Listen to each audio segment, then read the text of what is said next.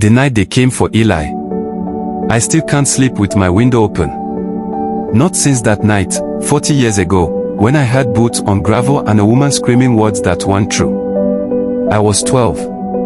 I lived 2 houses down from the Carter family, in a small town where everybody knew everybody's business before they knew their own. Eli Carter was 17. He mowed lawns for extra money. He fixed bikes for free.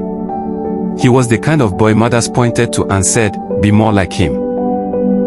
Then one night, Miss Dalton, the store owner's daughter, came running down Main Street with her dress torn and her face red from crying. She said a black man grabbed her behind the feed store. She never said a name. She didn't have to.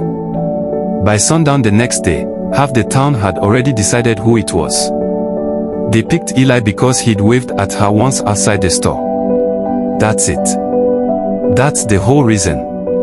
I was sitting on my porch when the men came for him.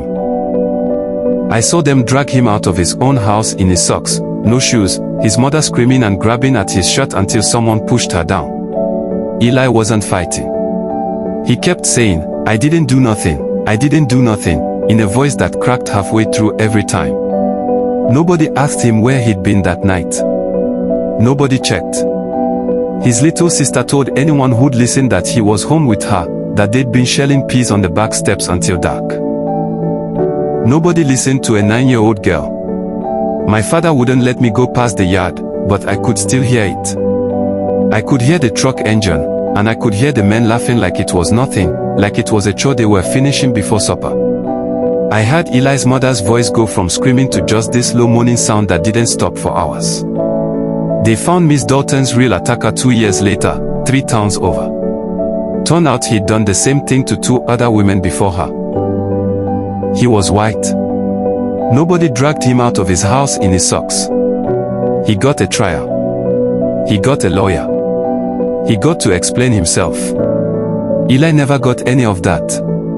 I think about him every time I hear a car slow down outside my house at night. I think about how fast the whole town can decide a boy's fate over something that never even happened.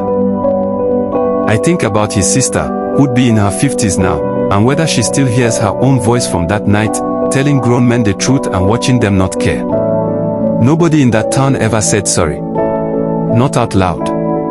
Not to his mother, not to his sister, not to the empty chair at their table. Some nights I still hear that low moaning sound carried on the wind, and I have to get up and shut the window, even in summer, even when there's nothing there.